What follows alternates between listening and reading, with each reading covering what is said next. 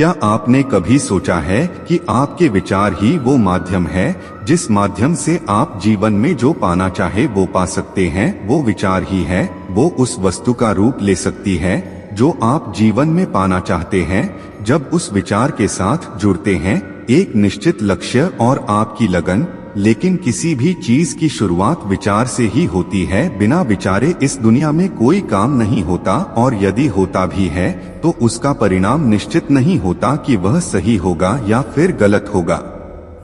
आप जब भी किसी काम का शुरुआत करते हैं तो आप विचारते हैं कि इस काम को किस योजना के साथ किया जाना चाहिए। अब जितना अच्छा आपका विचार होगा उतने ही अच्छे तरीके से आप उस काम को कर पाएंगे। इस दुनिया में हर चीज के जन्म की शुरुआत हुई थी एक विचार से। आज आप जितने भी महान और सफल लोगों को देखते हैं उन्होंने सबसे पहले उस चीज के बारे में विचार किया था। इसलिए विचार की शक्ति के बारे में थोड़ा सोचकर देखिए, उसे पहचानिए, अपने अंदर उसे जगह दीजिए कि आपके विचार ही आपके लिए आपकी वस्तु बनेंगे। आपके विचार जितने अच्छे बनेंगे ये दुनिया आपके लिए उतनी ही ज्यादा अच्छी बनेगी। कई लोगों का जीवन इसलिए बुरा रहता है क्योंकि उनके विचार में स्पष्टता नहीं होती है, उनके विचार स्वच्छ नहीं होते हैं, उनके विचारों में ईर्ष्या, जलन, भय, क्रोध इस प्रकार की चीजें होती है जो वो दूसरे के लिए रखने के लिए कोशिश करते हैं, लेकिन वो खुद को ही खत्म कर लेते हैं। जब तक हम अपने विचारों को मजबूत नहीं बनाएंगे हम खुद मजबूत नहीं हो सकते। एक बार एक छोटी सी लड़की अपने अंकल से पैसे मांगने के लिए गई। उसके अंकल गेहूं की कटाई का काम कर रहे थे। लड़की ने कहा कि अंकल मेरी माँ ने आपसे 500 रू लाने के लिए कहे हैं। अंकल ने कहा कि अभी मैं काम कर रहा हूँ इसलिए अभी तुम यहाँ से चली जाओ। लड़की ने कहा ठीक है, लेकिन वो गई नहीं। अंकल अपने काम में लग गए। जब अंकल ने थोड़ी देर बाद पीछे मुड़कर देखा तो वो लड़की अभी भी वहीं खड़ी थी। अंकल ने उस लड़की को फिर से कहा कि तुम यहाँ क्यों खड़ी हो, तुम चली जाओ। लड़की ने फिर हाँ कहा, लेकिन वो गई नहीं, वो वहीं पर खड़ी रही। अंकल फिर से अपने काम में लग गए, लेकिन फिर थोड़ी देर के बाद देखा तो वो लड़की फिर से वहीं पर खड़ी हुई थी। अंकल को अब बहुत ज्यादा गुस्सा आ गया। अंकल अपने पास पड़े एक डंडे को लेकर उस लड़की के पास आए और जोर से चिल्लाते हुए कहा कि तुमने सुना नहीं कि तुम यहाँ से चली जाओ। लेकिन वो लड़की अपने अदम्य साहस से साथ वहीं पर खड़ी रही और उसने कहा कि मेरी माँ ने 500 रू मंगवाए हैं, जब तक आप वो नहीं देंगे मैं यहाँ से नहीं जाऊंगी। वो अंकल थोड़ी देर के लिए घबरा गए और उनके हाथों से वो डंडा छूट गया। उन्होंने उस लड़की को 500 रू दिए और वहाँ से जाने के लिए कहा। अब आप सोचकर देखिए ऐसा क्यों हुआ। ऐसा इसलिए हुआ क्योंकि उस लड़की का विचार स्पष्ट था। जो भी चीज वो लेने के लिए गई थी उसके लिए उसका विचार स्पष्ट था कि जब तक उसे वो नहीं मिलेगा वो वहां से कभी नहीं जाएगी, और ऐसा ही उसने किया। अब आप सोचकर देखिए कि क्या आपके विचारों में इतनी स्पष्टता है?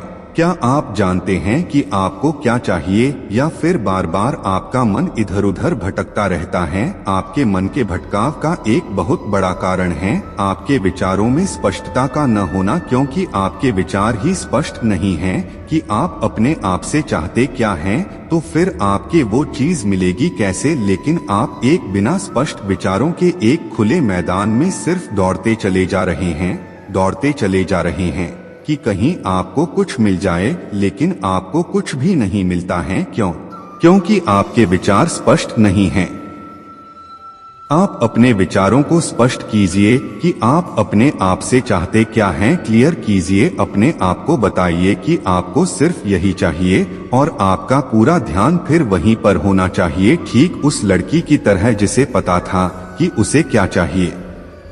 अपने विचारों को स्पष्ट करने के लिए अपने ज्ञान को बढ़ाइए। आपका ज्ञान जितना संकुचित होगा आपके विचार उतने ही उथले होंगे, उतने ही अस्पष्ट होंगे, और उसी के कारण आप दूर तक की सोच नहीं रख पाएंगे, दूर तक का देख नहीं पाएंगे। इसलिए इस बात को समझिए और अपने विचारों को मजबूत बनाइए और अपने जिंदगी को बदल डालिए।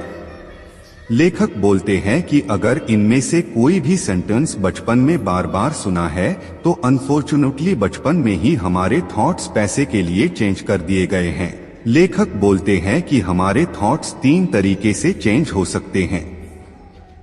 एक, स्पेसिफिक इंसिडेंस। पहला तरीका होता है स्पेसिफिक इंसिडेंस। लेखक की एक स्टूडेंट थी जो उनका सेमिनार अटेंड करने आई थी। ये औरत एक नर्स थी और इनका नाम जोसे था। जोसे की अच्छी इनकम थी, लेकिन हर बार वो हर बार अपने पैसों को खर्च कर देती थी। जब लेखक ने उनसे उनके लाइफ के बारे में पूछा तो जोसे ने बताया कि जब वो 11 साल की थी तब वो अपने पेरेंट्स और बहन के साथ एक चाइनीज रेस्टोरेंट में डिनर करने गई थी और उस वक्त उनके डैड और मदर के बीच में हर बार की तरह पैसों की वजह से लड़ाई हो रही थी। उनके डैड बार बार खड़े हो रहे थे, चिल्ला रहे थे और टेबल पर मुक्के मार रहे थे। जोसे कहती है कि मुझे आज भी याद है कि किस तरीके से मेरे डैड का कलर चेंज होने लग गया था और फिर वो नीचे गिरते हैं। मेरे डैड को हार्ट अटैक आ गया था और वो मेरे सामने ही मर गए। लेखक बोलते हैं कि इस इंसिडेंट के बाद से जोसे ने पैसों को दुख के इमोशन के साथ जोड़ दिया था और हर बार जब भी उन्हें सैलरी मिलती थी तब वह पैसों को जल्दी से खत्म कर देती थी क्योंकि उन्हें पैसों से छुटकारा पाना होना था। लेखक बोलते हैं कि और यही रीजन है कि जोसे नर्स भी बन गई क्योंकि कहीं ना कहीं उनके सबकॉन्शियस माइंड में ये थॉट था कि वो अपने डैड को बचा नहीं सकी थी। लेखक ने जोसे को पैसों के साथ एक पॉजिटिव इमोशन जोड़ने में मदद करी और आज जोसे एक फाइनेंशियल एडवाइजर है और वह और लोगों की पैसों को मैनेज करने में हेल्प करती है। 2, वर्बल प्रोग्रामिंग। सेकंड रीजन जिसकी वजह से हमारी थॉट्स पूरी तरह से चेंज हो जाते हैं वो है वर्बल प्रोग्रामिंग, यानी आसपास जो भी हमारे बार बार बोला जाएगा उससे हमारे थॉट्स चेंज हो जाएंगे। फॉर एग्जाम्पल, एक बार लेखक का 3 साल का बेटा जेस से दौड़ता हुआ लेखक के पास आया और बोला, डैडी चलो हम वो नई निंजा टर्टल की मूवीज देख कर आते हैं जो हमारे पास वाले थिएटर में लगी है। लेखक बोलते हैं कि मैं इतना कंफ्यूज हो गया था कि मुझे पता ही नहीं चल रहा था कि इतना छोटा बच्चा ज्योग्राफी का मास्टर कैसे बन गया। इसे कैसे पता चला कि हमारा शहर में थिएटर है और उसमें निंजा टर्टल की मूवी लगी हुई है। मैं तो अपने बेटे को कभी भी थिएटर के आसपास भी नहीं ले गया था। फिर काफी देर के बाद मुझे पता चला कि मेरे बेटे को ये सब कैसे पता चला है। जब मैंने एक टीवी कमर्शियल देखा, उस टीवी कमर्शियल की टैग लाइन में अपने पास के थिएटर में आप ये मूवीज देख सकते हैं। इन शॉर्ट, जितनी ज्यादा बार हमारे आसपास कोई किसी डायलॉग को बार बार बोलेगा हम उसे सच में मान लेंगे और हमारे थॉट्स उसके अकॉर्डिंग चेंज हो जाएंगे। 3, मॉडलिंग। तीसरा मेथड जिससे हमारे थॉट्स चेंज होते हैं वो है मॉडलिंग। ये कॉन्सेप्ट कहता है कि ह्यूमन माइंड हमेशा अपने आसपास वाली चीजों को मॉडल करने की कोशिश करता है, यानी कॉपी करने की कोशिश करता है। हमारी लैंग्वेज, हमारे बोलने का तरीका लगभग वैसा ही है जैसे हमारे आसपास वाले लोगों का है। हमारा ड्रेसअप, यहाँ तक कि पैसों से रिलेटेड इमोशंस भी हमने आसपास वाले लोगों का कॉपी करके सीखा है।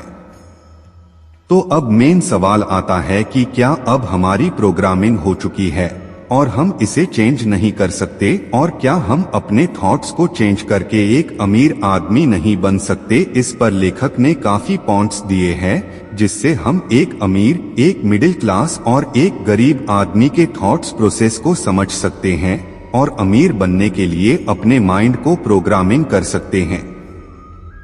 एक अमीर और गरीब थॉट में सबसे पहला डिफरेंस आता है कि अमीर आदमी सोचता है कि मैं अपनी लाइफ खुद डिजाइन करूंगा, जबकि एक गरीब आदमी सोचता है कि जैसा नेचर मुझे देगी हमारे साथ वैसा ही होगा। लेखक बोलते हैं कि गरीब विचार वाले लोग हमेशा सोचता है कि उसकी लाइफ किस्मत के ऊपर डिपेंड करेगी, और ये प्रूफ किया जा सकता है ये देखकर कि सबसे ज्यादा लॉटरी टिकट्स कौन खरीदता है।